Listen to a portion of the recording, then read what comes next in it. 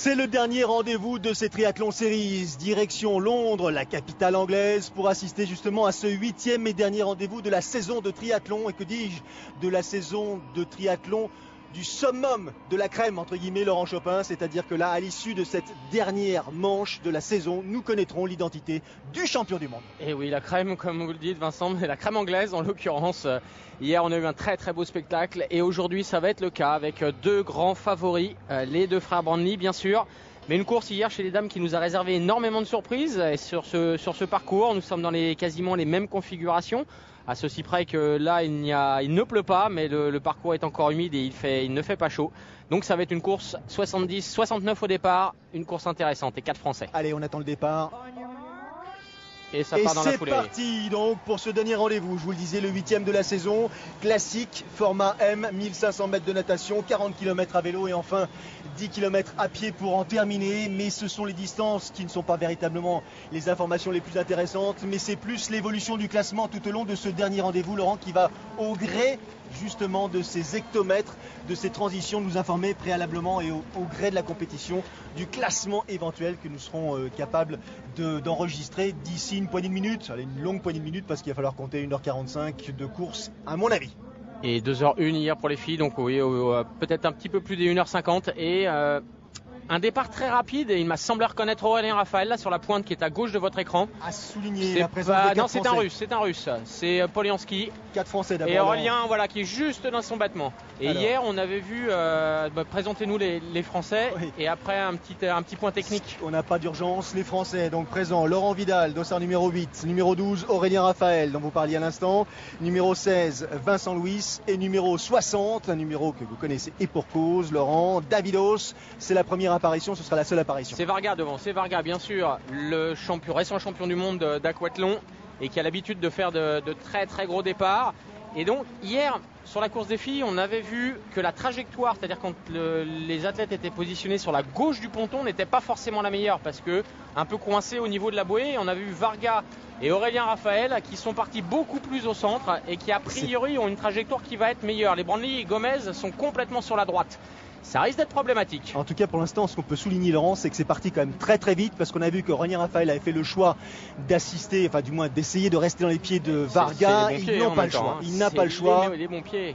Et les deux frangins qui sont en train de se mettre des tartes. Ils sont côte à côte, un petit repère, petit clin d'œil. L'Espagnol Javier Gomez ne doit pas être trop loin. Il ne faut pas qu'il soit loin parce que Javier Gomez, s'il veut remporter ce titre de champion du monde, il va falloir forcément qu'il dame le pion, en l'occurrence, aux deux frérots britanniques. Il est juste là, il est à la droite de Brandly, qui est celui du centre.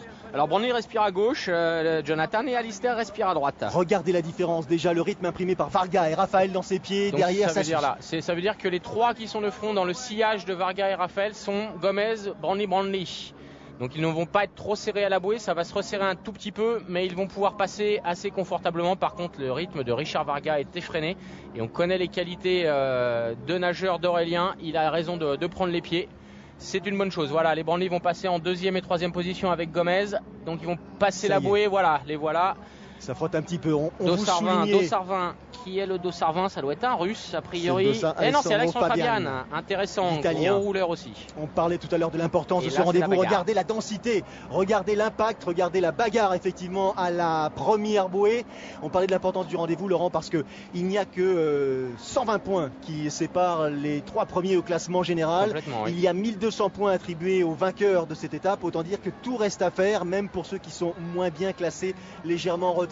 C'est le dernier rendez-vous, c'est le qui tout double pour un certain nombre, je dirais même pour tous les compétiteurs. Oui, parce qu'il y a des places à aller gagner. On ne va pas se focaliser que sur le podium. Et c'est vrai que le podium est très serré, donc il y a encore des choses à faire. Même si les Brandly semblent un petit peu... peut-être que Gomez peut essayer de jouer sa carte. On va voir ce qui va se passer. Mais derrière, c'est aussi serré. Donc il y a des places à aller chercher. On a vu hier Sarah Groff qui est revenue dans le top 10. On a vu Allen Reid en faisant 2e hier qui a marqué suffisamment de points pour se repositionner aussi. Et puis, à contrario, on a vu Jorgensen qui, elle, a tout perdu hier sur sa chute. Anne Haug qui a survécu après sa natation catastrophique et qui a terminé à la 36e place, mais qui a marqué juste ce qu'il fallait comme point pour garder une place sur le podium. Donc il peut vraiment tout se passer sur cette course. Et et le podium est indécis. Et ça, c'est une grande et bonne chose pour le suspense de cette course. Oui, parce qu'on parle effectivement des Brownlee, de Javier Gomez essentiellement, mais il y a Mario Mola, il y a Richard Murray, il y a Joao Silva, Sven Riederer qui fait figure effectivement. Oh là, petit impact. Oui. Sven Riederer qui fait figure de challenger, même s'il n'a pas a priori de réelle chance de venir gêner le podium. Oui, mais derrière on peut gagner des places. Effectivement, il y a des places à grainer. Vous avez vu de quelle manière là, Alistair Brownlee s'était repris après ce petit passage. Je dirais sous l'eau. Et vous avez vu là, c'était étonnant au début, jusqu'à la première bouée, Alistair qui est le premier, qui est ici au premier plan, respirait à droite en regardant son frère, et là il est reparti. Voilà, une petite respiration à droite pour contrôler ce qui se passe de ce côté-là, et il va repasser sur une ventilation de temps, et à gauche il est capable de respirer des deux côtés, pas de problème. Mais en tout cas le rythme qu'a mis Varga sur cette première ligne droite a mis tout le monde en file indienne, et il va y avoir forcément des cassures. Et qui dit cassure dit intérêt, qui dit cassure dit probablement français dans les cassures, donc voilà, ça peut être intéressant. On a l'exemple de Stockholm il n'y a pas si longtemps que ça, où Aurélien Rafale et Vincent Louis ont pu jouer une carte très intéressante. Voilà, Varga qui évite la bouée, passage de bras, oui. Aurélien qui passe le bras dessous, qui perd un tout petit peu, voilà, passage de bouée un petit peu moins efficace d'Aurélien. Vous voyez, en triathlon, tout a une importance. Le 20 c'est Fabian qui s'est fait sa place. Alors Fabian est intéressant. Vincent Louis qui vient de passer avec le voilà, numéro qui était 16. juste devant les Brownlee.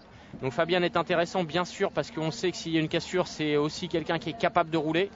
On a essayé de repérer, de récupérer le dossard, le bonnet 8 de Laurent Vidal, qui est le mieux classé pour l'instant des Français. Ça mousse un peu quand même. Mais là ça brasse, oui. Enfin, ça croule, mais ça brasse. Alors, juste pour vous rappeler qu'on est à Londres, effectivement, à l'occasion de se donner rendez-vous des Triathlon Series, que c'est ici même que l'épreuve des Jeux Olympiques s'est tenue, que la pièce d'eau s'appelle le Serpentine, et que donc ça va.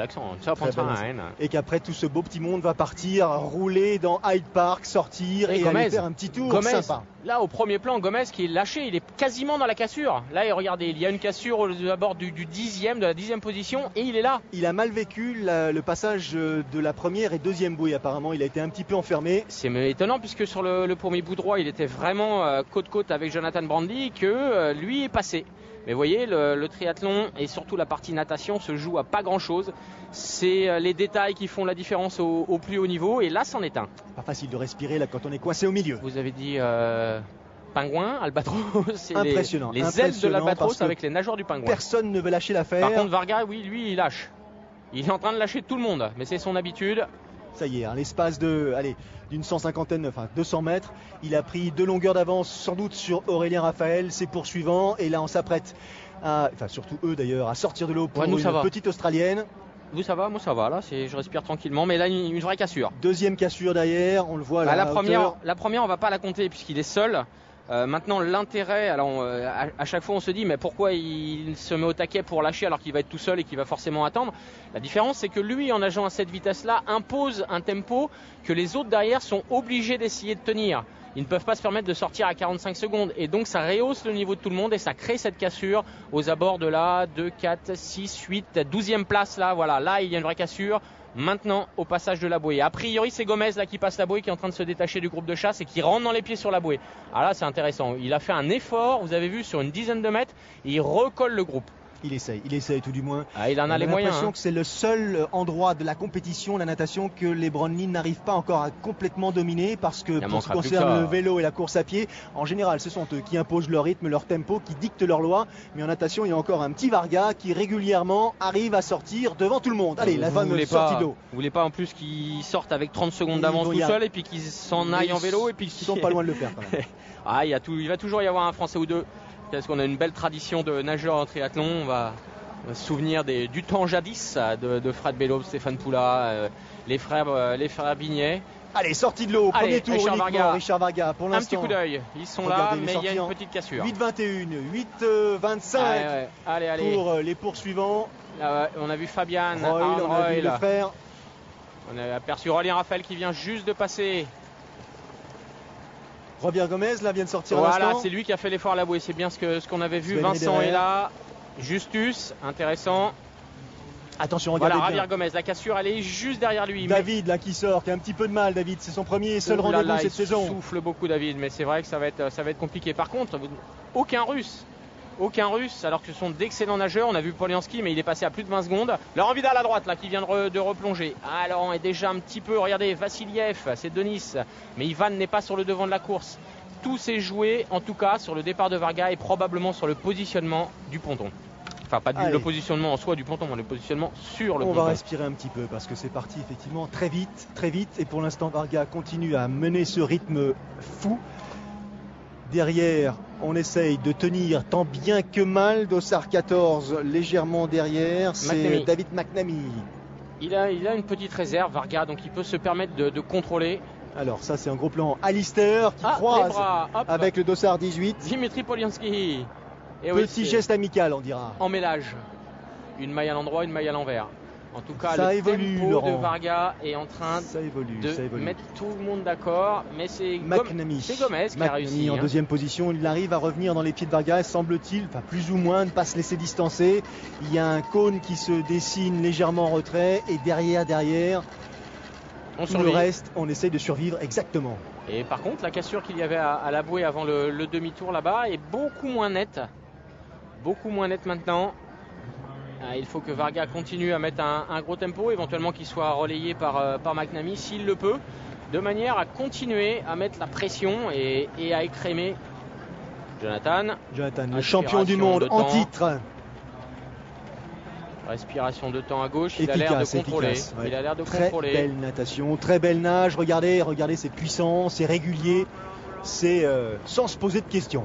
Alors nous sommes en triathlon hein, évidemment, donc on n'est pas sur la nage académique qu'on a pu voir au championnat du monde de natation, mais c'est de la natation efficace liée à l'environnement, c'est-à-dire en eau libre. Allez Johnny, allez Alistair, ils sont chez eux effectivement, le public est présent, massivement présent, les conditions climatiques, on vous en a parlé de manière subtile, elles sont britanniques, c'est-à-dire qu'il fait frais dehors, il fait frais dedans, et pour l'instant pas de pluie. C'est presque l'été en fait. Oui, en fait, c'est la canicule.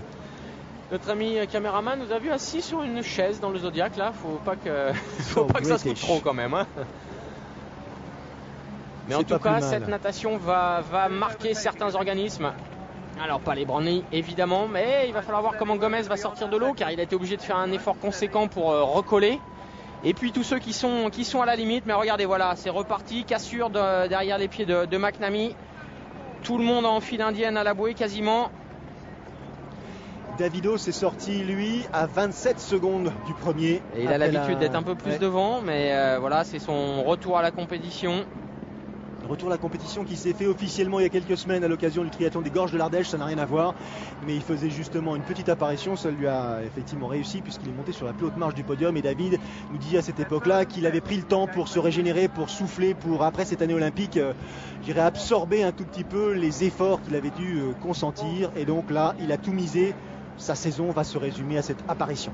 Oui, on va dire que ces deux courses et celle-là prépare l'année prochaine. Année post-olympique, donc pas d'urgence, David est encore jeune. Oui, parce que les sélections pour Rio vont commencer en juin 2014. Ouais, on a du temps, on a le temps. Et Aurélien, voilà, on vient de le voir passer à la bouée, là, qui a payé un petit peu son départ super rapide. Alors Aurélien est très rapide sur 100 mètres, ancien nageur évidemment, nageur de formation. Donc c'est l'un de ceux qui a la meilleure pointe de vitesse sur un 100 mètres pur. Et puis après, voilà, il s'est recalé un petit peu dans les pieds, dans les battements. Mais en tout cas, tout le monde est quand même en train de souffrir derrière Varga. Donc ça va être intéressant. Car même s'il n'y a pas de cassure ou de vraie cassure à la sortie de l'eau, ça laisse des traces. Et la transition et le début du vélo peut être difficile pour certains. Ce qui est intéressant, c'est de voir quelle sera la performance de nos petits Français, façon amicale de parler. Ils ont suivi une préparation en altitude il y a maintenant quelques semaines, de manière justement à viser essentiellement ce rendez-vous, cet ultime rendez-vous de la saison, arriver au top, au pic de forme comme l'ont dit Laurent, pour essayer de faire la différence. On avait vu qu'à Stockholm ils avaient plutôt pas mal performé, ce serait bien qu'il réédite la chose, qu'il réédita la chose. Complètement, en sachant que voilà, on attend un petit peu plus peut-être de Laurent Vidal, même si Aurélien et Vincent ont réussi de très belles perfs, notamment à Stockholm, et qui bénéficient de circonstances de course qui sont très intéressantes et qui sont donc très motivantes pour l'avenir. Laurent, c'est vrai qu'il n'a pas fait une saison phénoménale parce qu'on attend beaucoup de lui. On est exigeant maintenant avec le niveau qu'il a atteint, 5e au jeu. C'est l'un des top mondiaux. Il est juste derrière les 3 monstres qui sont devant. Donc Laurent va avoir à cœur de prouver sur cette grande finale qu'il est toujours là. Même si lui, on va pas non plus lui en demander plus qu'il ne peut. Il aura 30 ans pile l'année prochaine, donc il est pleinement en maturité.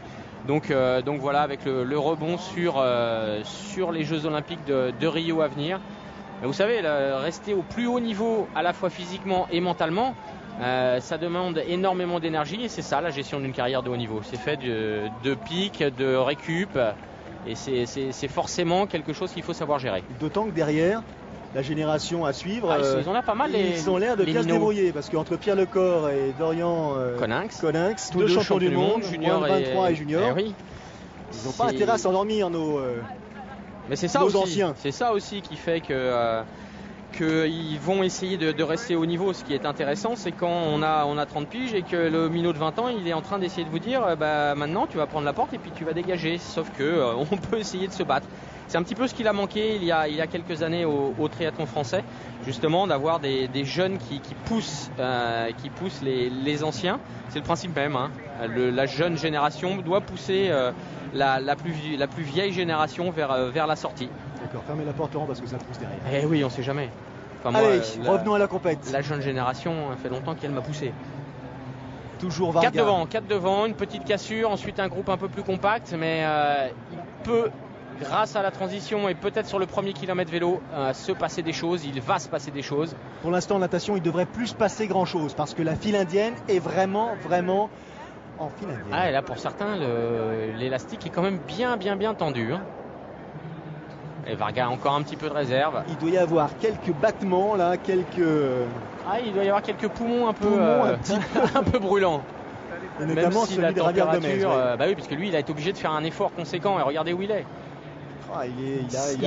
Il a 15 nageurs devant lui. Il peut se trouver dans une cassure. Et il est sorti où Javier Gomez à la sortie du premier tour? Il était juste dans la cassure. Il a essayé de la combler à la bouée juste avant le 13e position. Voilà, sur une 15 secondes. 16 secondes. Voilà.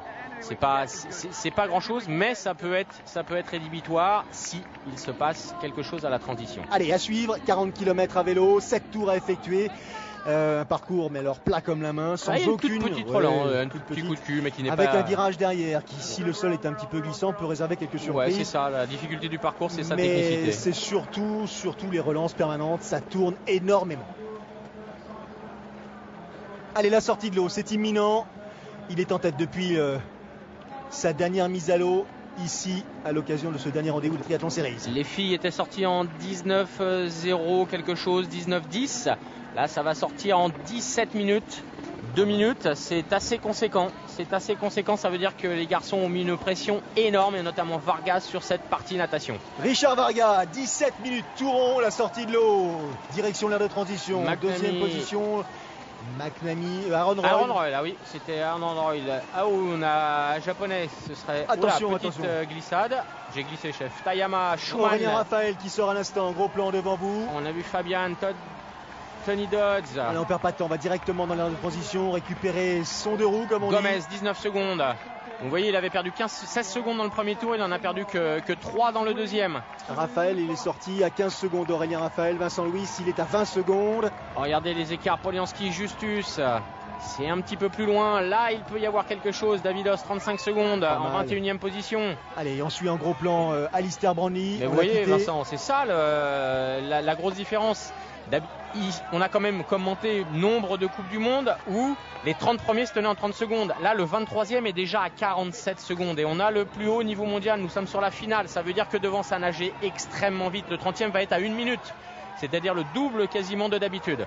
Laurent Vidal, la minute. On repère pas très bien les coureurs. Mario Mola, loin aussi. Vincent Louis qui vient de franchir. Allez Vincent, il faut s'accrocher tout de suite avec Aurélien. Rentrer, ils ont l'habitude avec les Grands Prix. La cassure peut être devant Justus. Et la première difficulté, elle n'est pas très loin derrière. Elle est à 200 mètres plus loin avec la petite bosse. Allez. Il est sorti loin, 1 minute, ça commence. 59 secondes, ça commence à être beaucoup. Ivan Vassiliev, mais qu'est-ce qui est arrivé dans cette natation? Payer cher, là. Et devant, ça s'anime. Aaron Roy, devant Richard Varga. Voilà, ils vont pas se sauver tous les deux, ne vous inquiétez pas. Les Sven Riederer. Il y a quand même nombre de favoris qui sont le petit Vassiliev, c'est Denis qu'on vient voir passer à droite là-bas. Et Richard Murray, il est où? Ryan Simpson. Richard Murray, où est-ce qu'il est sorti? Je ne l'ai même pas vu annoncé sur la sortie de l'eau. Murray, si je l'ai, il est à 1,07. Donc il est juste le derrière voici, il est en gros plan sur la gauche avec le t-shirt noir là. Léa a quand même une paire de rouleurs là. Regardez, Laurent Vidal, Murray et Ivan Vassiliev ensemble. Ils doivent s'entendre s'ils veulent revenir. Sinon, la course est pliée là. En tout cas pour eux. Ça risque d'être du début à la fin une course avec une intensité rare. Piégeuse la chaussée, ouais, sèche par endroits, peut-être un petit peu mouillée par d'autres, dans d'autres endroits. On va respirer un peu aussi. On va profiter de ce plan. Dites donc, ça a changé Wimbledon. Hein. Ce plan depuis. Regardez, on enlève la combi, on met le casque en même temps, transition efficace. Par contre, il faut bien ranger ses affaires. Hein. Attention pénalité, ça peut effectivement coûter cher à ce stade-là. Ah, le chewing-gum, c'est terrible. Hein. Ah. Oh, correctly, ça c'est absolument pas correctly. Est-ce qu'un arbitre aurait aperçu Et écoutez, s'ils nous font voir, si le réalisateur nous fait voir en gros plan, il est possible. C'est 15 secondes dans ces cas-là. Hein. C'est 15 secondes, absolument. Et Jonathan Brandly, c'est quelque chose. Ce soit forcément mieux. Vous avez vu, il a jeté un petit coup d'œil à sa caisse parce qu'il a un petit souvenir sur cette course il y a un an qui lui avait coûté une petite pénalité. Alistair qui n'a pas fait une transition hyper efficace. Voilà, là c'est rentré dans l'ordre. Regardez le maillot vert d'Aaron Roll qui est là. Donc là nous avons le groupe. Et à mon avis, d'après ce qu'on a vu, la cassure s'est faite devant Justus. Ils sont combien? 12, 10, 12 alors qui est-ce qui Et ça roule. Là pour l'instant Jonathan n'a pas encore totalement chaussé. Il profite de ses premières longueurs pour s'équiper. Mais ce qui est assez surprenant, c'est de voir avec quelle aisance tous ses compétiteurs le laissent sur place. Mais il va rester dans la rouge, j'imagine. Regardez Fabian qui roule. On le savait. Tayama, le japonais.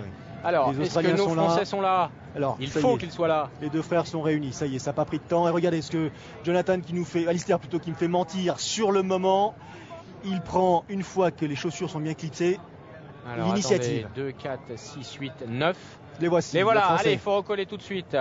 9 et 4, 9 et 5, il serait 14 a priori dans ce groupe. Tony Dodds et Gomez est là. Vous avez vu, il est... dites-moi sa sortie de l'eau par rapport à Justus à Gomez. Gomez, il est où? Gomez, il est sorti 19 secondes après les premiers. Et Stéphane Justus, il est sorti juste avant à 26 secondes. Voilà, il y avait 5 secondes entre Gomez et Justus n'est pas dans le groupe. Donc Gomez a fait l'effort pour rentrer. En revanche, dans ce groupe, il y a 2 Français. Absolument. Et ça, c'est bien. C'est bien parce que ça avait commencé de cette manière-là il n'y a pas si longtemps à Stockholm. C'était un peu plus nombreux, mais il y avait déjà les Français dans le paquet. Et Aurélien qui a choisi l'option je me couvre. Alors ça relance, on vous parlait Marble Arch, vous parlez de ce parcours sinueux à souhait avec ses relances permanentes, mais regardez le décor. Regardez ce décor, vous l'avez effectivement vu lors des Jeux Olympiques et on ne s'en lasse pas. Et voilà, regardez une vraie cassure, personne n'a encore passé au niveau de la porte de la Reine-Mère.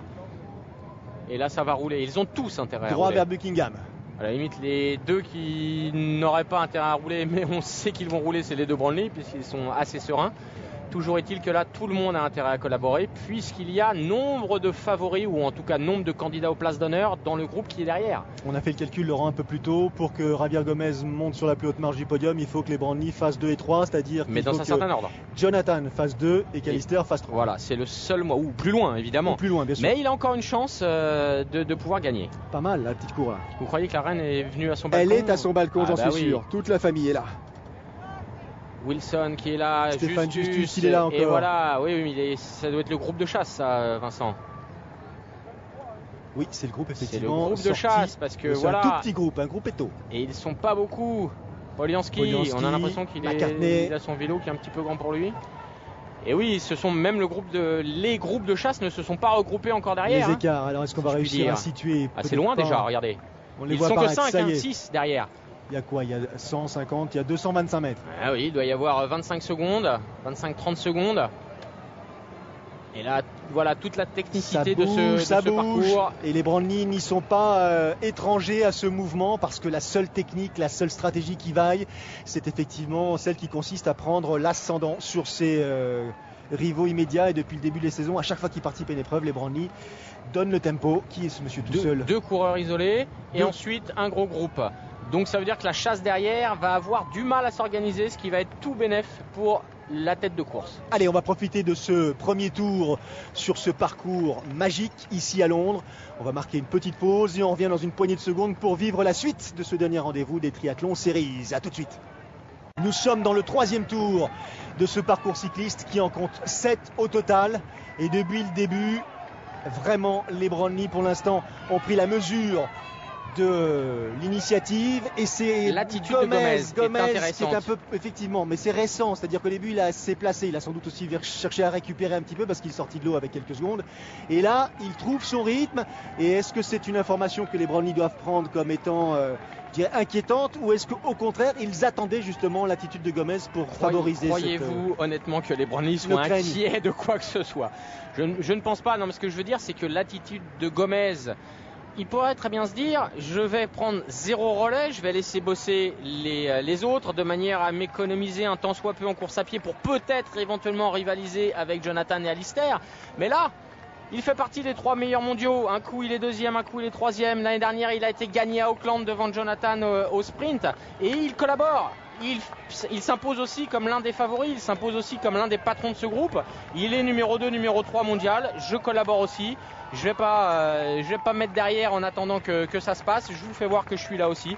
Et c'est une attitude qui est tout à son honneur. Puisque voilà, il s'impose aussi comme étant l'un des tauliers du business. Quelle mise en place! Je regarde presque ébahi la qualité du tracé, l'organisation. Regardez, tout est parfaitement installé pour permettre à ses compétiteurs de rivaliser dans les meilleures conditions. Le public a décidé lui aussi de jouer la carte de la présence. Il faut dire que le spectacle d'une part, la mise en scène d'autre part, tout cela est assez exceptionnel. Vous avez vu techniquement comment on peut prendre 10 mètres vite fait bien fait dans un virage? Alors, et comment on est obligé... La poésie, ça vous intéresse pas? Si, mais je vous laisse. Je croyais que vous alliez me déclamer des vers de Shakespeare, être ou ne pas être. Je vous voyais parti. Mais là, non, j'étais focalisé sur justement les prises de trajectoire, notamment de Tayama, qui s'est retrouvé derrière et qui a été obligé sur 500 mètres de faire un effort probablement inutile. Bah, ça bouge. Richard Murray derrière a pris l'initiative. Il tente de s'échapper, de créer. Pour lui, c'est la seule solution. Mais il faudrait qu'il y ait un petit camarade qui vienne aider quand même, parce que Richard Murray, il est effectivement costaud, c'est sûr, surtout à vélo et en course à pied, mais avec l'aide d'un ou deux autres, ce serait quand même plus efficace. Oui, mais là, il est dans une situation où qui va rouler pour lui? Il est 5e mondial, il a le numéro 5 en gros sur son casque. C'est l'un des tout meilleurs coureurs à pied. Attention à la pédale, elle ne doit pas passer bien loin de la route. C'est l'un des tout meilleurs coureurs à pied du circuit. Qui va rouler pour lui derrière? Qui va rouler? Il doit travailler. Alors oui, Laurent Vidal doit rouler. Il y a Sven Riederer qui doit défendre aussi son classement. Ivan Vassiliev, ils sont tous dans les 10. Mais ils n'ont pas l'air de collaborer des masses pour l'instant. Oui, mais ça, on parle de classement général. On peut aussi parler de performance, c'est-à-dire de one shot, comme diraient les Anglais. L'occasion de prendre la roue de Richard Murray pour tenter de monter sur la plus haute marche ici à Londres et puis de s'afficher tout simplement comme le vainqueur de cette étape. One shot, vous alliez me faire un maître Gims. J'ai eu l'espace d'un instant une petite frayeur. Tayama qui a pris beaucoup de relais tout à l'heure, il a peut-être présumé un petit peu de ses forces, le même écart que tout à l'heure au niveau du rond-point. Et on roule pas à gauche, hein? Non. Effectivement. On les a eu.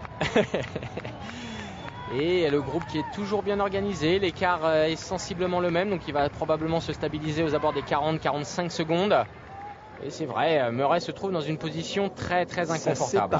Ça s'éparpille au sein du groupe de poursuivants. Voilà, Ivan Vassiliev. Qui lui est capable de rouler, il l'a déjà prouvé maintes fois sur le Grand Prix français, sur des Coupes du Monde. Exploser le groupe. Oui, il faut dire que Vincent, la première attitude de Murray, suivie de celle de Ivan Vassiliev, oui, mais si c'est des accélérations brutaux, je vois pas à quoi ça sert. Ça va créer des trous, ça va désorganiser le groupe. Le temps que tout le monde se remette dans la roue, eh bien on a perdu 2 secondes par-ci, 2 secondes par-là. Et c'est très compliqué. Costaud, Vassiliev.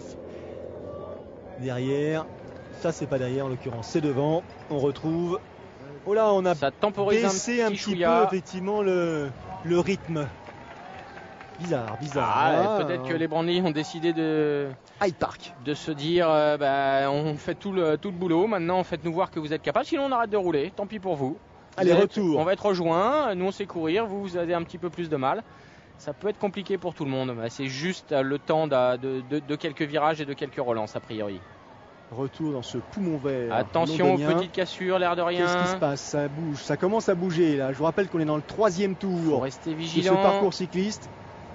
pas subir trop les relances. Aurélien, Vincent, il faut aller un petit peu plus devant là-bas. L'élastique, comme vous disiez Laurent, ça commence à se vérifier là aussi pour Aurélien Raphaël.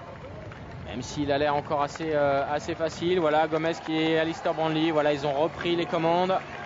Ils remettent tout le monde d'aplomb. Oh, les relais sont hyper rapides. Regardez, c'est vraiment l'espace de 100 mètres. C'est exactement ce qu'affectionne Alistair Brownlee. C'est exactement ce qu'il souhaite de la part de ses concurrents, de ses partenaires de route, appelez-les comme vous voulez. Donc, pour l'instant, mission accomplie. Il a réussi une fois de plus à faire ce qu'il souhaitait. Mais oui, mais qui peut l'en empêcher? Qui peut les en empêcher? C'est très compliqué. Et en plus, là, on est sur une alliance de circonstances. Regardez le numéro 19, Aaron Royle. Il a tout intérêt à ce que ça roule et à poser le vélo correctement. Gomez, il a le visage de celui qui est en train de tirer un petit peu sur la bête. Sur la bête et sur les mains surtout. Alors, un autre Australien a pris la succession d'Aaron Royle en tête. Vous avez vu les Brownlee qui en profitent dans la redescente sur la bordure descendante pour se ravitailler. Ils sont sereins, ils sont lucides. Ryan Bailey, c'était l'autre Australien, et Richard Varga, immédiatement tout juste auréolé de son titre de champion du monde d'aquathlon. De nouveau. Natation course, aquathlon. Natation course, un petit enchaînement. 1000 où mètres on a de natation, 5 km à pied, je crois. Oubliez le vélo au passage. Ah, Vincent et Aurélien qui pointent le nez, voilà.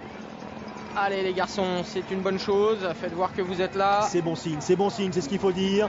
Aurélien Raphaël avec les manches longues, facilement reconnaissables, ses portés aux avant-postes. Vincent Louis est dans sa roue. Et ils attaquent surtout le 4e tour. Et derrière, ça commence à bouger. Qu'est-ce qui se passe?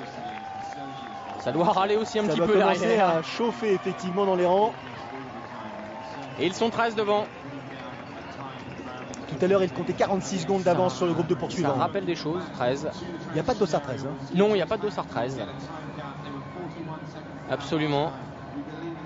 Car certaines personnes pourraient avoir du mal à... On est aux abords de... Voilà, 41 tout à l'heure. On est sur... Écart stabilisé. Puisque on les a vus se croiser quasiment au même endroit. Maintenant, Richard Murray, dans ce groupe, doit pester comme un fou. Est-ce que ça veut dire qu'on a atteint la limite de l'effort supportable et que là on est dans la deuxième course à vélo, c'est-à-dire celle qui va consister à stabiliser les positions et surtout à anticiper et préparer la course à pied? Oui, mais en sachant que devant ça continue à rouler, à bien s'organiser. Maintenant, tout va dépendre du groupe de derrière, comment ils vont s'organiser. Est-ce qu'à un moment donné, on va continuer cet effort pour stabiliser à 40 secondes ou aux abords de la transition, dans le dernier tour, on va commencer à se positionner, ralentir un petit peu pour préparer la course à pied et puis on peut poser le vélo à 1 minute, bêtement, 20 secondes qui vont s'envoler comme ça en claquant des doigts. 4e tour cycliste de ce parcours dessiné dans Hyde Park et autour de ce poumon vert londonien pour suivre justement ce dernier rendez-vous des Triathlon Series, celui qui déterminera l'identité du champion du monde. Laurent, tout est à faire, tout est à écrire. Pour l'instant en tête de ce groupe, 13 hommes. Oui. 13 participants, 13 triathlètes en l'occurrence, dont les principaux concernés, les 3 premiers au classement général. Absolument. Ils sont là, ils tiennent leur rang et derrière, eh bien, au classement général, le 4e c'est Mario Mola. Ensuite on a Murray, Silva, Riderer, Vidal, Vassiliev. Donc du 4e au 9e, ils sont tous dans le groupe de chasse. Peut-être celui qui va faire la bonne opération, c'est le Sud-Africain Henry Schumann. Il est dans le groupe de tête. Il peut peut-être gagner quelques points, grappiller quelques points au passage et puis se positionner un petit peu plus haut dans la hiérarchie. Les poursuivants, Ivan Vassiliev en tête. Avec derrière lui Dossard 65, on les connaît pas tous par cœur, Frances Godoy. Godoy qui s'est illustré récemment, c'était où? C'était il a fait un petit peu de longue distance, notre ami. Tijoy Varos, je sais plus ce qu'il a fait, un peu de longue distance, mais on l'a vu. Il a touché un peu de longue distance. Je sais plus où je l'ai vu, Godoy. Si, il a fait 2 à Tijoy Varos, en Hongrie. C'est juste pour le plaisir de prononcer Tijoy Varos. Tijoy Varos. Je sais plus si c'est Tijoy Varos, Tijoy Varos. En tout cas, c'est en Hongrie. Le 44. C'est le Belge de Kuiper. Derrière lui. Et quand on s'appelle Kuiper, on ne sait pas rouler. Marco van der Stiel. C'est quand même terrible. A priori 2 cyclistes là. Et voilà, embouteillage à Londres, hop, tout le monde s'arrête en voiture, on vient voir le passage des coureurs, c'est une bonne chose. Ou pas d'ailleurs, c'est peut-être la circulation qui a été interrompue et qui met un petit peu le souk dans cette ville. En tout cas, toujours beaucoup de monde. Que se passe-t-il? Aurélien est sorti de la trajectoire. Ça me fait toujours un petit peu peur, puisqu'hier, Jessica Harrison, quand elle a fait ça, c'est qu'elle avait crevé de l'avant malheureusement, mais là ça n'est pas le cas. La vitesse, voilà, on est au-dessus de 40 km/h bien sûr, sur ce parcours plat, sur ces relais. Ça s'est réorganisé correctement. Les trajectoires sont assez fluides. Quelques gouttes de pluie sur la caméra, mais ça, a priori, ça ne va pas gêner trop les concurrents sur ce parcours qui reste au sec. File indienne parfaite. Relais presque pour tout le monde, ou presque. Ah, vous avez vu tout à l'heure, vous avez dit il reste un peu plus de 27 km. Bing, on est déjà à 14 et on n'a pas vu le temps passer.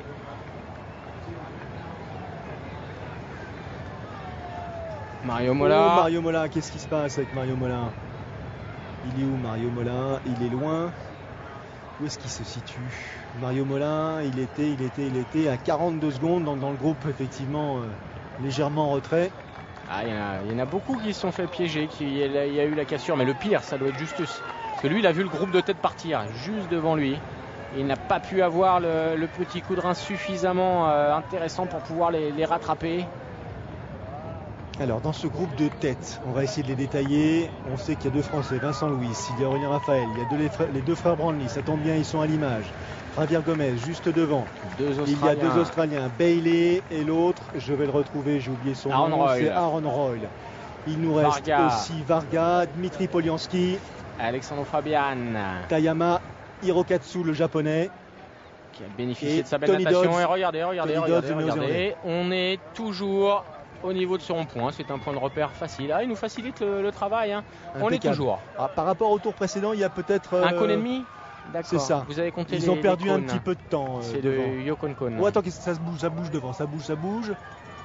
Et il y a le deuxième groupe de chasse, donc un troisième groupe qui est en train de faire l'effort aussi, qui va peut-être avant la fin du vélo revenir sur le gros groupe, le groupe Murray, appelons-le ainsi. C'est difficile à dire, avec des P et des L comme ça là, c'est compliqué. Alors Dodds il est là, le japonais il est là.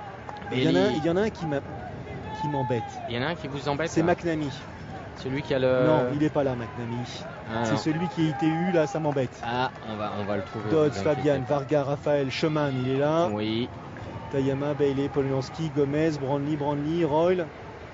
Il m'en manque un. Et soudain, un inconnu vous offre des fleurs. 14 en tête. Est-ce qu'ils sont 14? J'en ai vu 13 tout à l'heure au passage du chronomètre.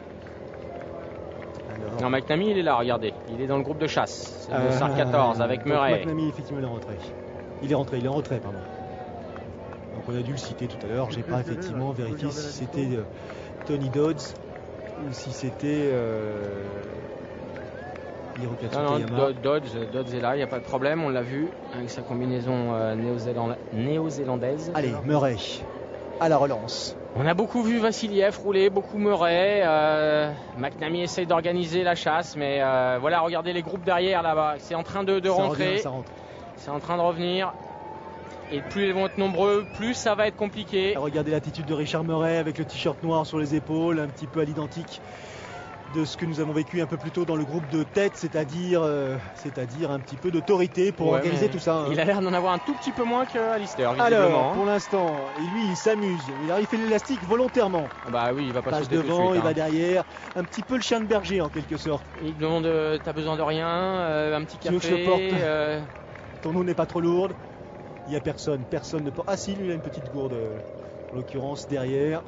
Ouais, tout à l'heure, on a vu les Brandley qui se ravitaillaient aussi. Et alors, bah oui, Il demande au caméraman s'il n'a pas un film, quelque chose pour un... Ouais, il se plaint, mais il nous demande, il nous dit à nous de, je suis pas content. Bah oui, mais on n'y peut rien, mon bon Richard, on n'y peut rien. Visiblement, tout le monde n'a pas la même motivation dans le groupe de chasse, pardon. C'est Dmitri Poliansky qui est avec la tenue ITU. Vous voulez dire avec le dossard 18 là. Ouais, exactement. C'est lui qui m'embête depuis 10 minutes. Ouais, parce qu'il n'a pas son nom dans le dos, il s'appelle Triathlon. Regardez, voilà, il s'appelle ITU Triathlon. Le soutien du public britannique pour les siens, bien sûr, prioritairement Alistair, Jonathan Brownlee, ceux qui ont largement animé les Jeux Olympiques, ou du moins la course de triathlon des Jeux Olympiques l'année dernière, puisqu'Alistair a fait fini sur la plus haute marche, et Jonathan à la 3e position, médaille de bronze. Le médaillé d'argent, c'était celui qui actuellement est en tête de la compétition en rouge, l'Espagnol Javier Gomez. Allez, il reste 3 petits tours, et puis s'en vont. 3 petits tours pour couvrir la totalité des 40 km. Avant d'aller partir faire un petit tour à pied quand même.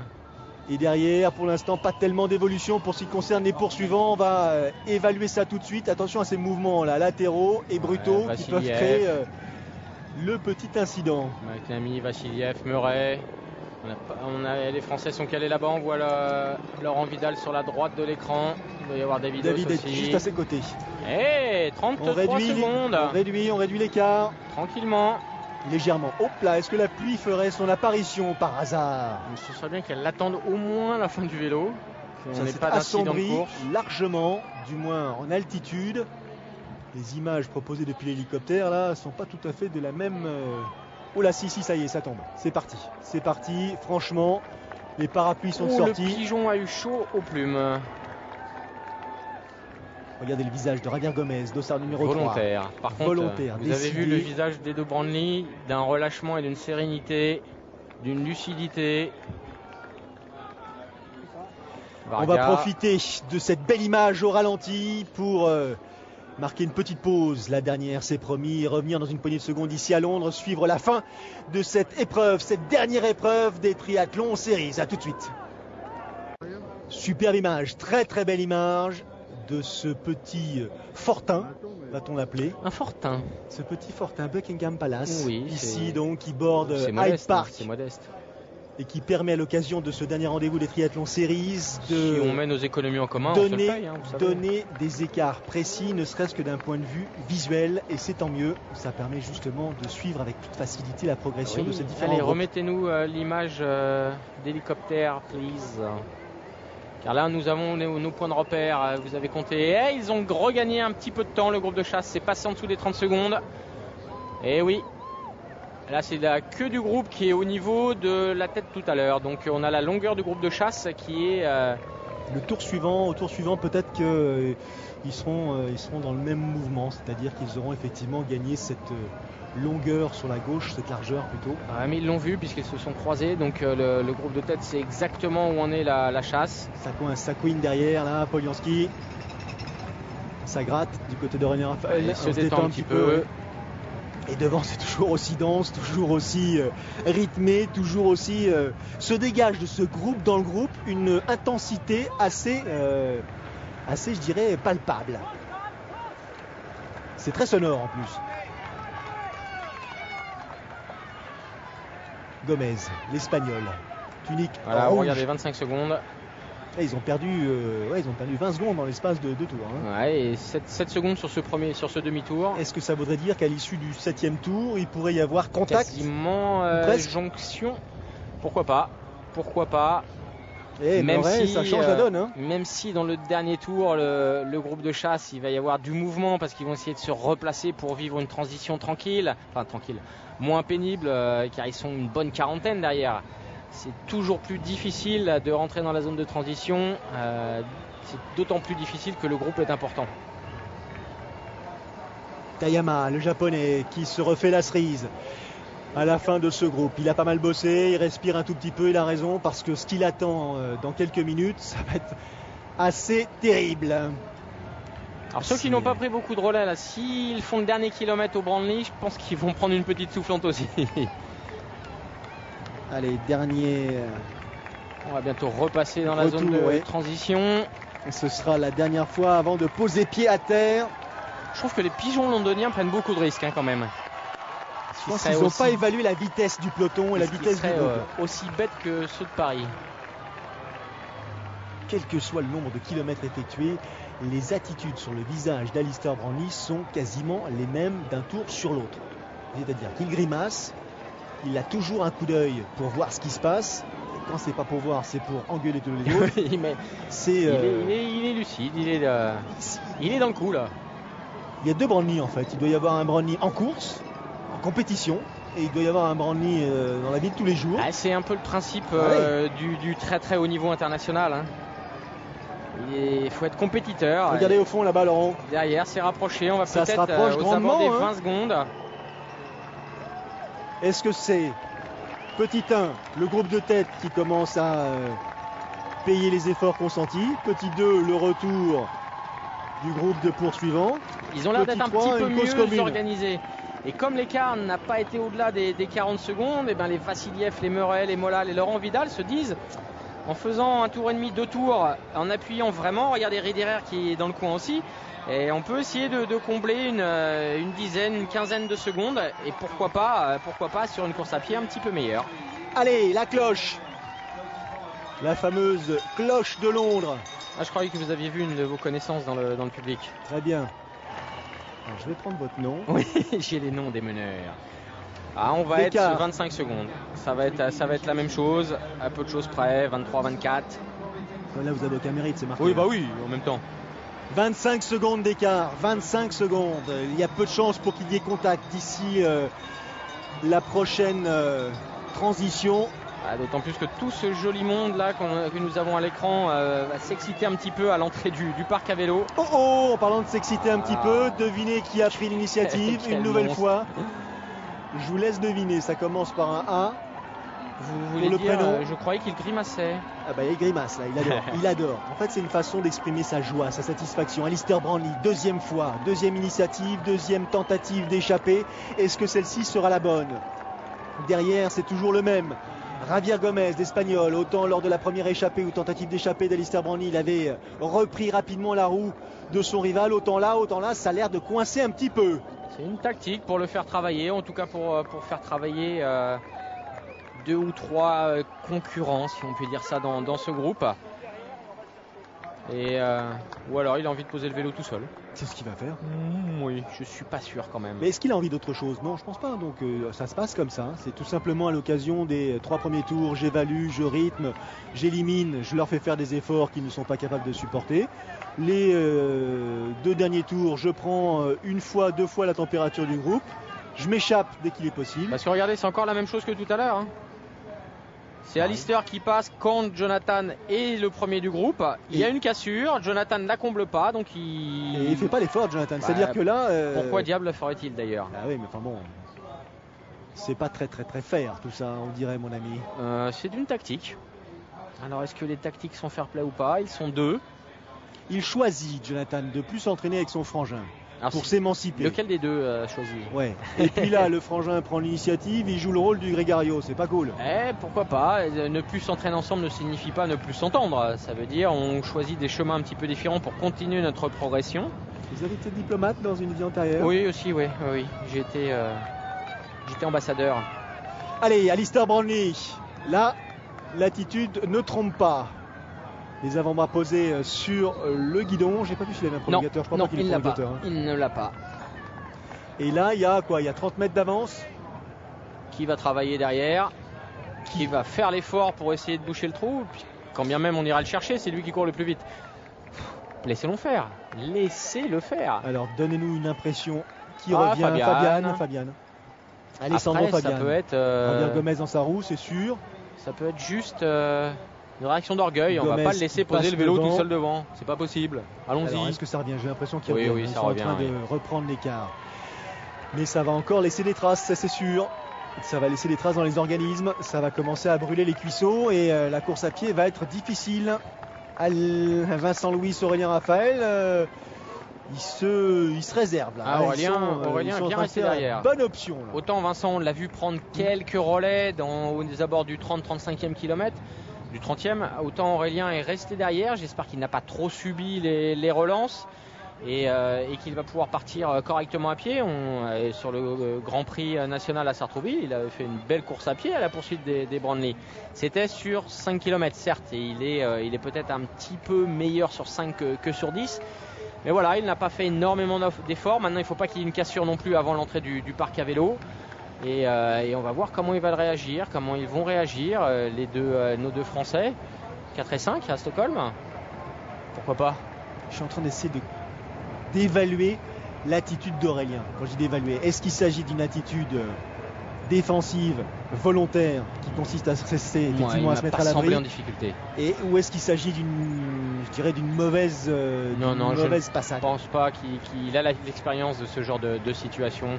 Et il est en train de gérer. Il sait qu'il n'a pas forcément de raison d'aller prendre des gros relais là-bas. Il s'est mis à l'abri. Il a fait la sourde oreille aux invectives d'Alister. Regardez, il a l'air assez confortable. Il a des temps de récup. Ah oui, c'est sûr. Il peut nous réserver une petite surprise, pourquoi pas. Alors nous allons avoir notre point de repère. Le petit pointage. Je pense pas que ça ait sur beaucoup le petit évolué. Fortin. Voire même repris un petit peu de temps peut-être. La pluie, vous avez vu, il change les vitesses tranquillement, arrêté, il gère. En tout cas, c'est ce que j'allais dire. Il donne le sentiment d'être parfaitement lucide. Complètement. Et donc ça, c'est un bon point, très très bon point. Il est là derrière, il patiente. Maintenant, s'il y a un petit effort à faire, c'est dans les quelques hectomètres qui viennent pour pouvoir remonter un peu le peloton, éviter ces petites cassures et faire une transition devant. J'ai compris pourquoi il était là en fait. C'est parce que comme il fait relativement sombre, il voit mal et la moto derrière l'éclaire avec le phare. Ah, ça doit être ça, ouais. Voilà, ça. Regardez l'écart. On est revenu aux abords des 30 secondes. 30 secondes ouais. Donc il va y avoir 30 secondes avec une petite ribambelle de coureurs à pied quand même dans le groupe de chasse. On va voir combien de ces 12 apôtres et du leader vont pouvoir résister à la chasse que vont mener conjointement Murray, Mola, Silvari derrière, Laurent Vidal, j'espère. Il y a une autre attitude là qui fait son apparition, ce sont les mouvements. Ça devient de plus en plus mouvementé. Alors c'est vrai en prise d'initiative, aussi en déplacement. Ça commence à s'animer dans la perspective de la deuxième transition qui pointe le bout de sa moquette. Et derrière, ça y est, on cherche à se placer, à mieux se placer, à se placer en fonction du rival principal. Regardez, même Gomez là, il a mis une dent de plus là. Oui, il s'observe quand même, il regarde. Il récupère, ils sont ok. On n'a pas réussi à faire l'effort, à faire la différence maintenant. Ça va se passer en course à pied, donc mettons-nous dans les meilleures conditions pour l'envisager. Le bout de la moquette, j'ai bien aimé. Il faut mieux ne pas être carpette sur cette moquette. Aurélien, serein, il est serein. Il n'a pas eu froid là. Non. Il n'a pas attrapé froid derrière le peloton. Non, allez, là, il faudra se repositionner tranquillement. Oui, parce que ça va, effectivement, la transition, lorsqu'on va en avoir 12 devant. Ah, c'est pas non plus un groupe de 60. Non, mais regardez, il y a combien entre Aurélien et le premier là-bas? 35 mètres, 40 mètres. Et à 20 km/h, ça fait tout de suite 8-10 secondes qu'il faut aller combler. Enfin, allez, on s'approche. On s'approche cette transition.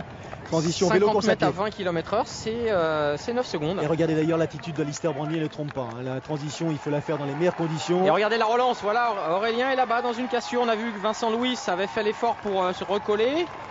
Ces virages successifs, et voilà, là, il faut faire un petit effort. Cet effort a été plus judicieux pour remonter le peloton à un moment donné.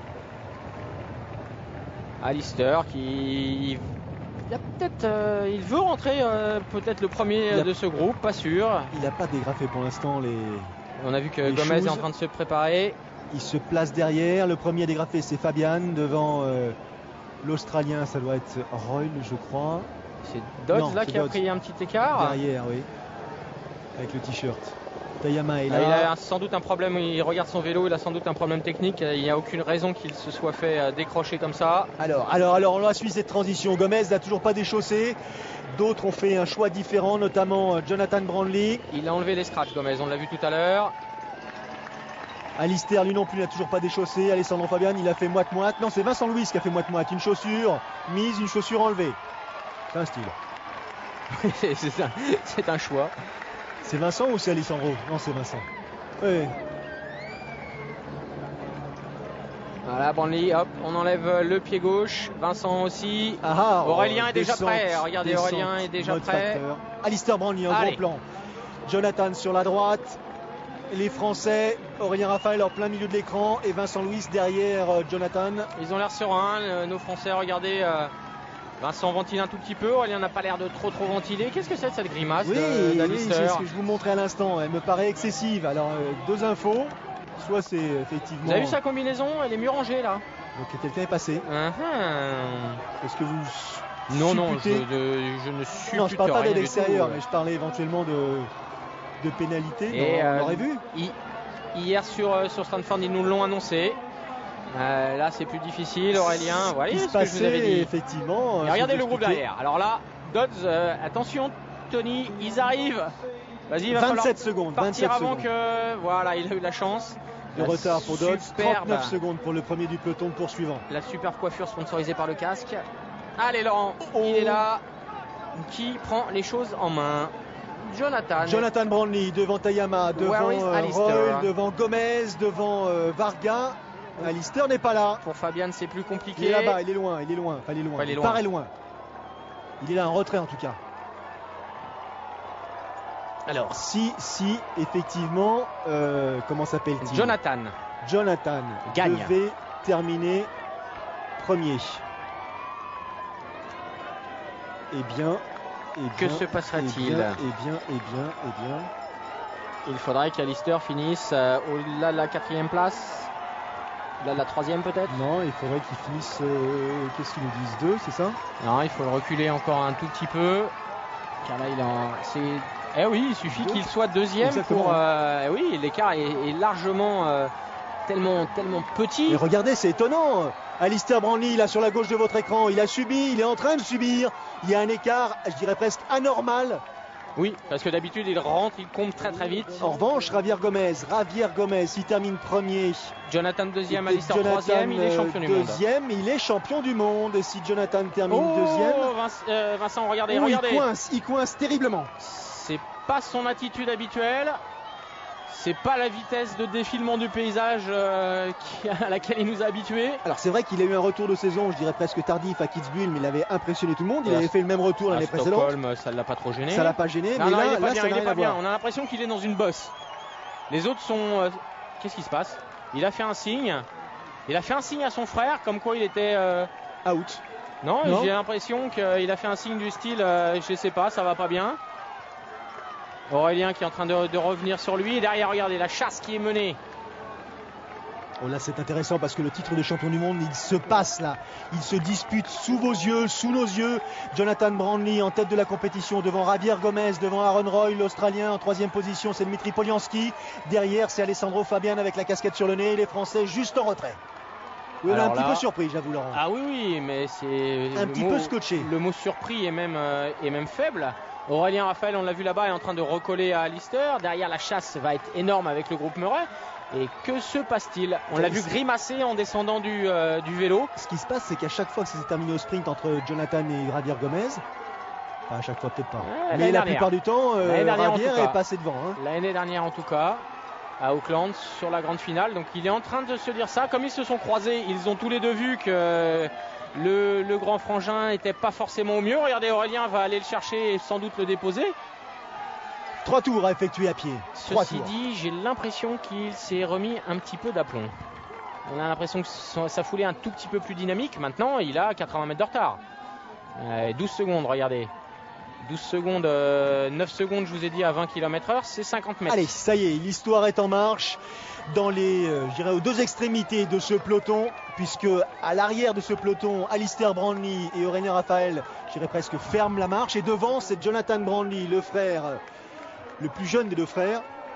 Ah, déjà hier, on a eu Javier Gomez, un scénario de course énorme. Aux avant-postes. Fin du premier tour. Bis repetita. Aaron Roy qui s'accroche, l'Australien. On s'attendait à tout, mais sauf à ça. Il ventile énormément, il est parti largement en sur-régime, Roy. Oh, ça change la donne pour l'Espagnol, ça change complètement la donne. Non pas qu'il ne faille pas prendre à la légère, ou du moins au sérieux plutôt, Jonathan Brandley, c'est que ça laisse. Alors, imaginons que Jonathan gagne. Alors, si Jonathan gagne. Et que Gomez est deuxième. Que se passe-t-il? Eh ben, c'est Jonathan qui est champion du monde. Et Gomez, il faut que Brandley soit au-delà de la 4e place pour. Il faut le faire reculer un petit chouïa. S'il est au-delà, s'il est 4e, Gomez est deuxième. Gomez est deuxième. Mais même si Brandley, oui, c'est ça. Eh oui. Alors. Donc il faut absolument Brandley passe devant Jonathan. Que se passe-t-il? Roy a sauté, Polianski aussi. Ils sont partis en sur-régime, mais ça c'était une quasi-évidence. On a vu Vincent qui est bien calé dans la foulée de Fabian. Maintenant, il va falloir surveiller le retour de l'arrière car il va se passer forcément quelque chose dans les jambes de Murray, dans les jambes de Mola. Alors est-ce qu'il arrive à retrouver? Oui, on a l'impression qu'il est plus dynamique. Ralenti. Là voilà, c'est cette grimace-là qui nous a inquiété tout à l'heure. Est-ce qu'il s'est fait mal? Est-ce qu'en posant les pieds au sol, là. il s'est fait mal? Ça couine, là ça couine. Et pas parce qu'on est à Londres. Ah bah, celle-là est... En gros plan, Alistair, c'est les dossards, c'est pas les positions. Javier Brandley. C'est Jonathan Brandley et Javier Gomez Jonathan Gomez qui sont en tête de cette compétition. La foulée de l'Espagnol calée dans la foulée du Britannique. Et justement le réalisateur qui suit les commentaires, c'est magnifique. C'est super dynamique. Belle attaque du pied au sol. Roy, voilà, Queen un petit peu forcément. Polianski aussi. Et où est le grand Brandley?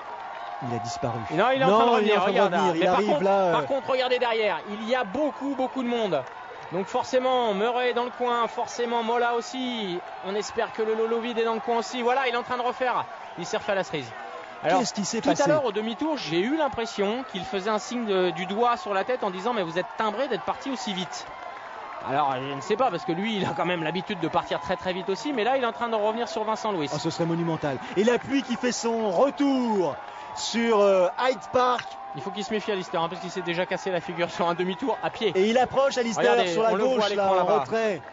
Oh, sur la droite de votre écran, mais sur la gauche de la chaussée, en compagnie de Vincent Louis. Vincent qui s'accroche à la foulée. 18 km/h, 17 km/h, c'est pas la vitesse du vent, c'est la vitesse de course. Il y a beaucoup d'écart, hein. C'est passé à 23, il n'y a pas des sauts aussi importants, il passe pas de 18 à 23 en 15 mètres, c'est un petit peu plus compliqué que ça. Allez, un petit point sur la compétition et sur la course à pied. 2 hommes en tête ici à l'issue du premier tour, il en a 3 à couvrir. Jonathan Brandley, Javier Gomez, ils ont fait le trou avec leurs poursuivants. Ça s'est passé à la sortie de l'aire de transition. On avait remarqué sur le visage d'Alistair, Laurent, une grimace, je dirais presque étrangère ou anormale. Le sentiment que la course à pied se passait difficilement pour lui. Et puis après un tour, il est à nouveau dans le tempo. Alors, la température extérieure très fraîche. La pluie qui a commencé à faire son apparition sur la fin du vélo. Les relais appuyés qu'il a pris peut-être en descendant, en courant pieds nus sur la moquette, les mollets ont peut-être coincé un petit peu. Il a géré ce départ à pied avec peut-être les mollets qui commençaient à se contracturer. Il a essayé de doser sa course, en tout cas sur les premiers hectomètres, voire sur le premier kilomètre, pour ne pas entraîner des crampes qui seraient rédhibitoires. Là, c'est passé et il est en train de revenir puisqu'il a posé tout le monde. À part Roy et Polianski, mais il va aller les chercher sans aucun souci. Mais même s'il court à 20 km/h, même s'il court à 21 km/h, il est pas si il a loin quand même. ça. Ouais, mais les autres, ils courent pareil, ils courent de la même manière. Absolument, que ce soit Jonathan ou Javier. Mais souvenez-vous, il est aussi capable de les lâcher dans le dernier kilomètre. Il est capable de faire un effort d'une violence inouïe sur quelques hectomètres pour aller les chercher. Il y a du temps, il y a quand même de l'espace. Ils adorent. La caméra là écrase beaucoup. Ils adorent les Anglais, ils adorent. Ils en demandent, ils en redemandent. Vous parliez tout à l'heure de poésie, de pièces de théâtre. Et s'il était en train de nous faire une pièce de théâtre à la Shakespeare avec de la dramaturgie, qui s'est dit je vais me laisser décrocher pour mettre un petit peu de suspense. Put some suspense, please. Je m'attendais à tout sauf à ça. Ah mais vous savez, si vous me laissez faire. Regardez par contre la troupe derrière. Alors Aurélien va se faire absorber par Mola, Murray. Mola est en train de revenir, il est en rouge avec la visière sur le nez, on l'aperçoit au loin. Et c'est Murray qui est juste derrière lui. Murray juste derrière en noir. Davidos, regardez, il est là. Laurent Vidal avec le bandeau noir. Un finish de folie, un finish de folie. Ah non, j'ai cru que c'était ici. Riderer est là-bas un petit peu plus loin. Ouais, est-ce que David sera suffisamment bien à pied pour pouvoir résister? Laurent est derrière Mario Mola, c'est impressionnant. Là, ça revient à une vitesse inouïe. Mais Brandley, le grand Brandley, l'Alistair, le champion olympique, peut pas aller plus vite que la musique, c'est sûr que non. Et là, ce n'est pas la foulée habituelle. Non, il n'y a pas l'amplitude, il y a la réaction au sol, mais c'est quand même pas super serein. Alors aller chercher Roy et Polianski, c'est tout à fait possible. Par contre, derrière, c'est en train de se rapprocher et eux, ils ont les points de mire. C'est à vitesse grand V. Et je ne dis pas revenir sur la tête de course, puisque Jonathan et Javier ont forcément de la réserve. Par contre, si ça n'accélère pas, pourquoi pas Murray, Mola, Davidos, Laurent Vidal revenir aux abords du podium. Pourquoi pas? 2 laps to go. Oui, puisque c'est un double aller-retour. Et tout à l'heure, ils sont passés dans le parc à vélo, mais sur le côté. Exact. Donc là, on est à la fin du premier tour. Il grimace, hein, c'est quand même pas secondes. non plus. Il a 30 secondes sur les 22. Ah pardon, 22. 22. J'ai pas vu le petit nom inscrit. Ouais, mais bon, 22 à l'issue 20 du premier km/h, tour. 18 secondes au 100 mètres, on est sur 120 mètres. Et 120 mètres, c'est quand même pas super simple à combler. Oui, parce que là pour l'instant on compte pas sur une défaillance. Mais si devant ça coince. Sans parler de défaillance, Vincent, ce plan, je sais pas pourquoi, j'ai pas l'impression que ça aille aussi vite que ce qui se passe derrière. Voilà, c'est ces images-là. Regardez Schumann qui s'est fait manger bel et bien. Là, on est avec Riederer, avec Colucci, le Brésilien, avec Joao Silva. Mais devant, ça veut dire que Mola, Laurent Vidal, Murray, les principaux coureurs du groupe de chasse, sont en train de courir plus vite que la tête de course. Il me semble en tout cas. Et il vous semble. Et il me semblerait-il bien. N'est-il point, comme on dit. Là, on a une idée un peu plus précise de l'écart. Maintenant, il y a les allers-retours, donc ils sont capables aussi de doser leur vitesse, de savoir ce qui se passe. C'est un bon tempo, c'est sûr, ils ont de l'avance. Quelle fin de saison ils nous réservent, ces deux-là. Il y en a un qui sait pertinemment, il est à domicile. Et peut-être que le titre est en train de lui échapper. Et il faut qu'il fasse le maximum, il n'a pas le droit. Javier Gomez se dit, j'ai éliminé, directement ou indirectement, le principal adversaire du jour, Alister. Le petit frérot, je l'ai déjà croqué à 3 ou 4 reprises dans cette configuration-là, c'est-à-dire mano à mano. Peut-être que d'un point de vue de la confiance, Gomez a l'avantage. Là, il a un poids sur les épaules en moins déjà. D'habitude, il a 2 Brandly dans chaque poche. Là, il n'en a plus qu'un. Et en plus, avec des points qui sont seulement avec un classement qui est tellement serré qu'il lui suffit pas que Brandly fasse son 53e de la course pour pouvoir aller gagner. Donc il est dans une configuration mentale tout à fait favorable. Voilà, Brandly, regardez, il ne revient pas suffisamment vite sur Royle et Polianski, ce qui est complètement anormal aussi pour lui. Donc ça veut dire qu'il n'est pas super. Et derrière, c'est en train de se rapprocher. Vincent, regardez, est en train de réussir. Et c'est Laurent Vidal, il est là avec Mola. Ils sont en train de revenir. Il y a du français. Imaginez-vous, mettez-vous à la place de Brandly. Il va voir des lascars du groupe de derrière le dépasser. Allez Lolo, c'est bien. Attention, Murray a sauté. Donc c'est Mola et Laurent Vidal qui sont les meilleurs à pied pour l'instant. Vincent Louis, Fabian rattrapé. David, il est là. Allez, il faut s'accrocher. Ça a l'air d'être compliqué. La foulée, c'est celle de Mario Mola, sans doute. Ou de Javier Gomez. Javier Gomez, avec ça, c'est les pointes de pied du Brandly. Toujours pareil. Et voilà, ça coince. Est-ce qu'il va mettre le clignotant, comme on dit? Regardez, quand il y a les hanches qui commencent à tourner dans tous les sens comme ça, c'est qu'il n'est pas bien. On est en train de vivre un épisode atypique. Alors là, Alister Brandly en grande difficulté ici à Londres à l'occasion du dernier rendez-vous des Triathlon Series. Lui qui était, je dirais, presque promis à un titre mondial supplémentaire, une nouvelle ligne à sa carte de visite, à sa palmarès. Mais là, je me demande s'il n'est pas en train tout simplement de s'arrêter. Je sais pas si... ça cogite, c'est dur ce qui se passe. Il ventile plus. Là, c'est pas terrible. Il n'est pas sur une ventilation de rapidité. Là, il sait que le titre lui échappe. Maintenant, il va quand même peut-être falloir sauvegarder ton podium, mon gars, aussi, parce que derrière, il faut pas finir 50e de la course. Il faut qu'il finisse, il faut qu'il ait le 50e. Et il faut surtout pas qu'il abandonne. C'est surtout ça. Ouais. On a vu un Auguillard qui s'est accroché pour aller sauvegarder sa place sur le podium. Là, Alister, maintenant, connaissant la psychologie du Lascar, qu'est-ce qui l'intéresse d'autre que la première place? Peut-être pas grand-chose. Si Mario Mola fait 3, par exemple, admettons. Il faudrait que Jonathan fasse.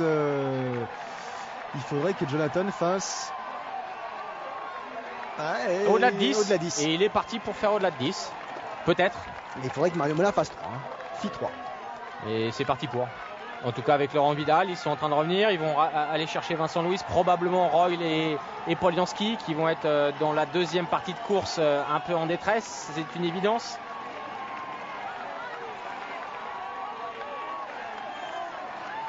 Écoutez les encouragements du public anglais, il sait pertinemment ce public que les espoirs de titre résident uniquement sur les épaules de Jonathan Brandly. Et pour cause, son frère aîné, le champion olympique, j'ai dit espoir olympique, non, les espoirs de titres mondiaux reposent sur les épaules de Jonathan, parce que son frère aîné Alister est en grande difficulté, vous l'avez vu. C'est étonnant de le voir comme ça, mais c'est une information quand même importante. Alistair Brownlee est un humain, c'est un homme, ça n'est pas un robot, il a le droit d'avoir des défaillances. On va voir si ses ressources mentales lui permettent de finir la course. Mais sincèrement, vu la grimace qu'il a fait en descendant du vélo, il semblerait que ce soit un problème probablement musculaire. Mola qui a dû lâcher Laurent Vidal. Allez, il faut s'accrocher. Regardez, il est en train de revenir sur Royle et sur Polianski. Donc il va passer 3e dans pas longtemps. C'est énorme ce qu'est en train de faire Mario Où Mola. est Laurent ? Allez Lolo, il faut s'accrocher à cette foulée. Il est là le Lolo. Allez. Et il vient de dépasser Vincent Louis. Vincent, faut s'accrocher aussi. Tu as des points de mire, tu as une bonne foulée à prendre. Et devant, ça c'est continue. Le titre qui se joue là. Continue. C'est une bagarre infernale. Quel effort sont en train de réaliser ces deux compétiteurs. 3e des Jeux Olympiques, Jonathan Brownlee.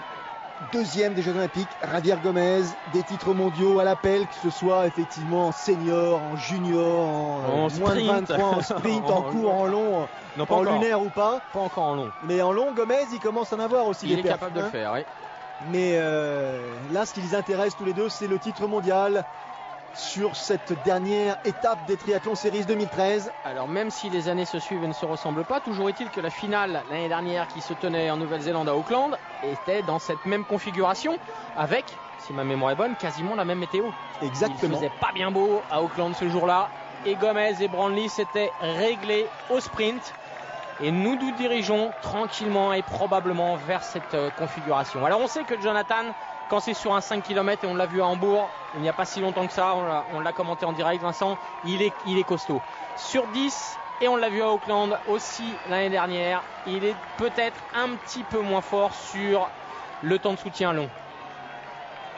Que va-t-il se passer? Petit coup d'œil, ils ont fait l'écart sur Polianski et Royle. Par contre, Mola est en train de revenir très rapidement. Qu'est-ce que doit faire Gomez? Qu'est-ce que doit faire Brownlee? Est-ce qu'ils doivent prendre le risque, tenter l'échapper, réaliser l'effort pour éloigner le principal rival, ou tout simplement patienter jusqu'à cette fameuse et terrible ligne droite qui va forcément les dépasser? Là, j'ai l'impression qu'ils sont tellement proches d'un point de vue niveau qu'ils vont gérer épaule contre épaule. Vous avez parlé de mano à mano. C'est exactement ça, ils vont gérer l'écart qui les sépare de leurs poursuivants. Ils ont un petit coup d'œil sur chaque demi-tour à ce qui se passe derrière. Ils savent que Royle et Polianski ne reviendront jamais. Mola, on le surveille, Murray est lâché. Donc ça se joue entre tous les deux. Il suffit qu'ils assurent un tempo élevé pour pouvoir résister. Et ils vont probablement essayer de se régler ça au sprint.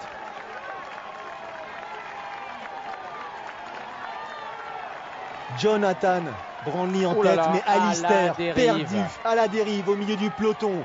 C'est à se demander si les compétiteurs qui le doublent ne sont pas exactement en train de se dire mais attendez, David est-ce que c'est bien lui? David vient de se dire non, je dois halluciner, c'est pas lui. Il n'y a rien à faire là, et pourtant il réalise un effort énorme, Alistair Brownlee. Il consiste tout simplement à aller franchir cette satanée ligne d'arrivée. Je dis satanée parce qu'il est quand même dans un état visiblement largement éprouvé. Ouh là là là. Regardez ça, il peut pas relancer, il n'y arrive plus. C'est musculaire. Il n'y arrive plus. Est-ce qu'il a eu froid? Est-ce que ce sont des crampes? En tout cas, là, c'est sûr que c'est musculaire.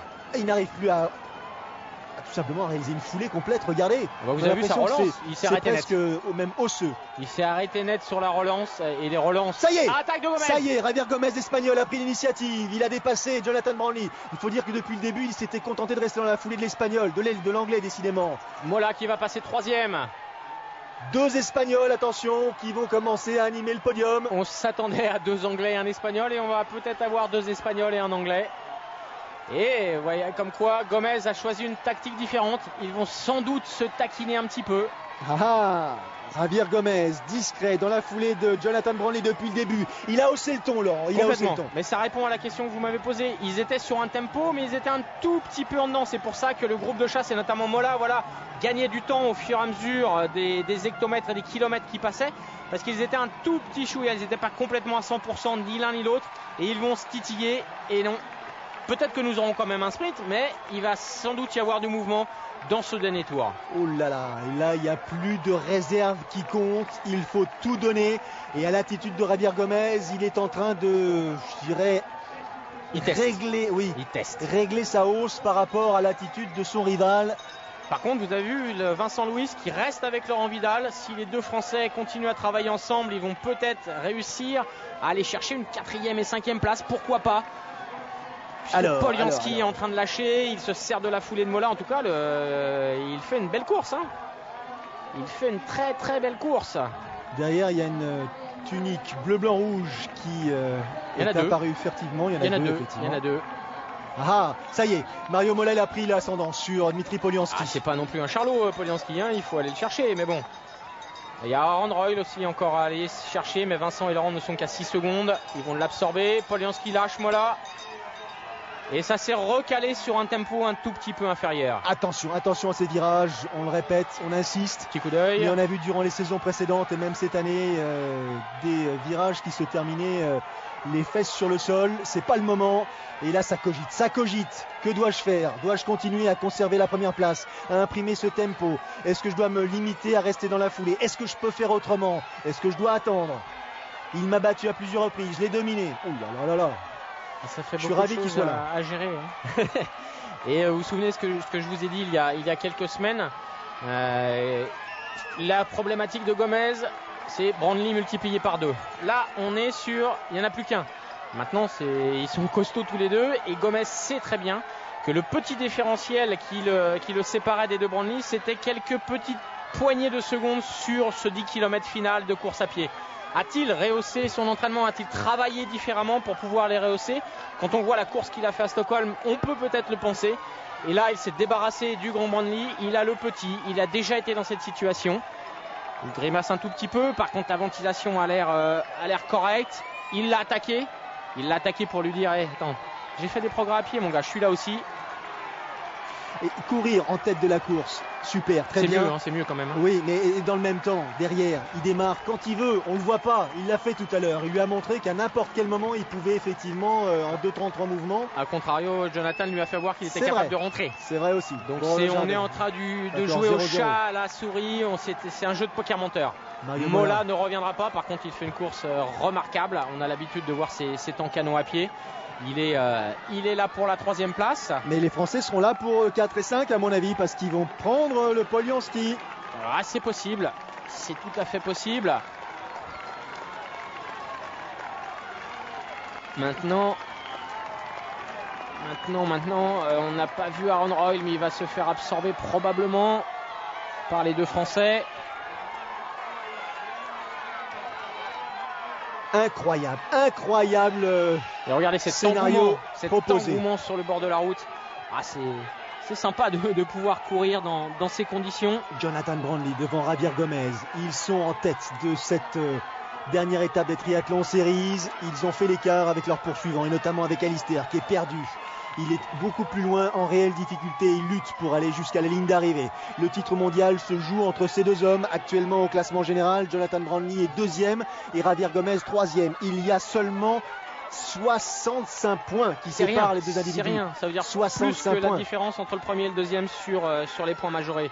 Donc il n'y a aucun problème. Et je vous rappelle, Vincent, qui a fait le meilleur temps à pied à Stockholm? Il n'y a pas si longtemps que ça. C'est Javier Gomez. Il avait couru 7 secondes plus vite que Alistair. Il avait couru presque 25 secondes plus vite que Jonathan.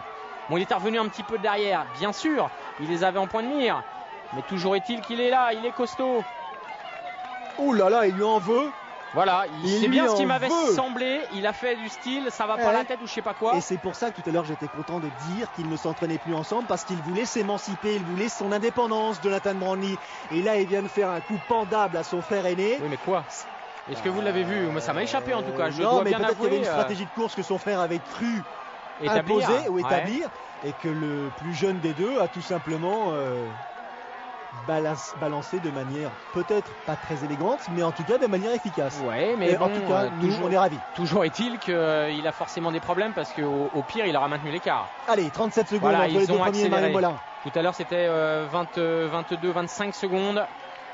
Il reste un aller-retour à effectuer. Hop, un petit coup sur les lunettes. Effectivement, Gomez est passé devant Brandly. On est quoi? On est à moins d'1 kilomètre de l'arrivée. Allez, ça titille, ça se jauge, ça se juge. Il accélère, Gomez, il accélère. Regardez sa foulée. Elle s'est effectivement là, accélérée. On est sur une relance. Il vient de mettre 10 pounds de relance. Il reste plus d'1 kilomètre. Est-ce qu'il va suivre? Jonathan. Et puis il y a forcément un moment ou un autre, tout à l'heure vous parliez de moquette, et bien comme pour le poker, il faudra mettre all-in, il faudra mettre tapis dans pas longtemps. Il va falloir le faire, il se regarde. Ça va se passer avant la ligne d'arrivée. Ça va se passer forcément avant la ligne d'arrivée. Oui, parce que si ça se passe après, globalement, oui, c'est pas très joli de votre part. Enfin, c'est pas très joli. Ça va être compliqué comme si. Un coup à toi, un coup à moi.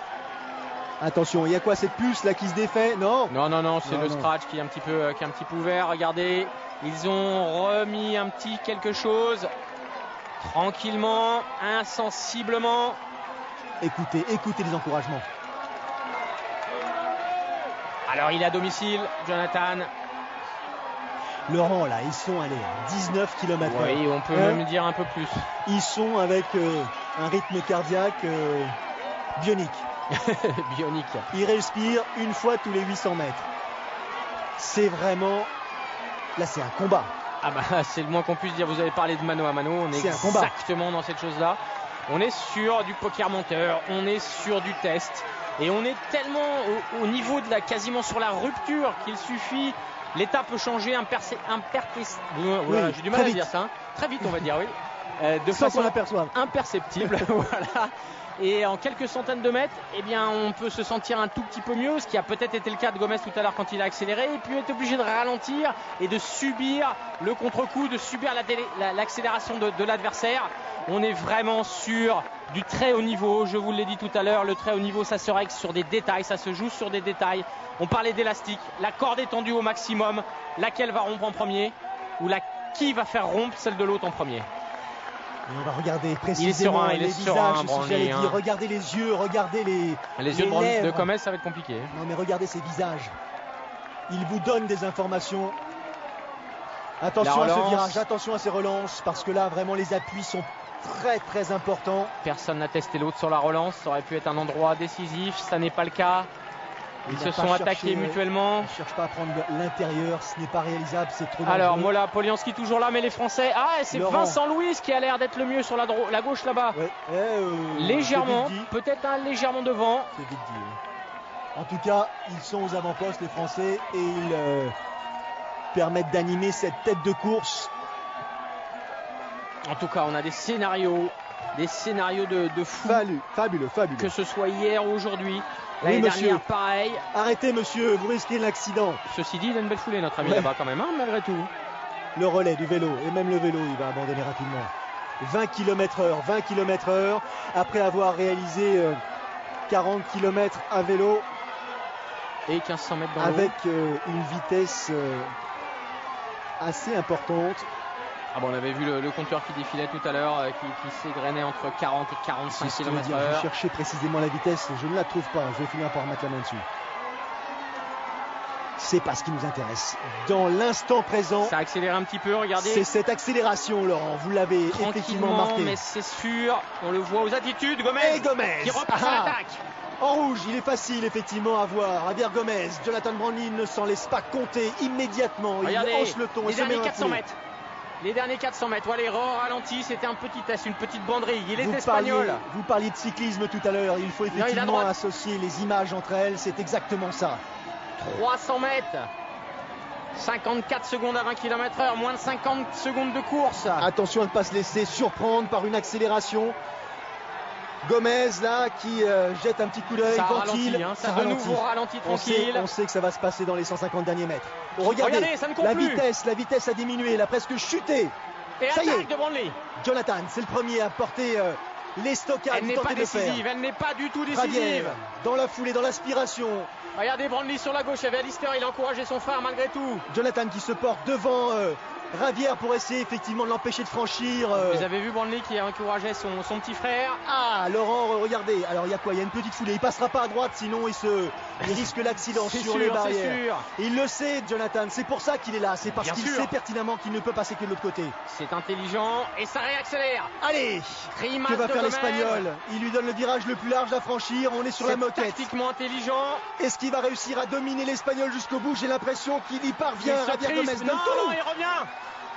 Ça va se passer. Gomez au sprint encore. Il va plonger l'Espagnol. Il plonge. Il a craqué, et il prend le meilleur. Ouh là là là là. Champion du monde, Javier Gomez. Javier Quelle Gomez, course! champion du monde 2013 devant Jonathan Brownlee. Ils ont tout donné.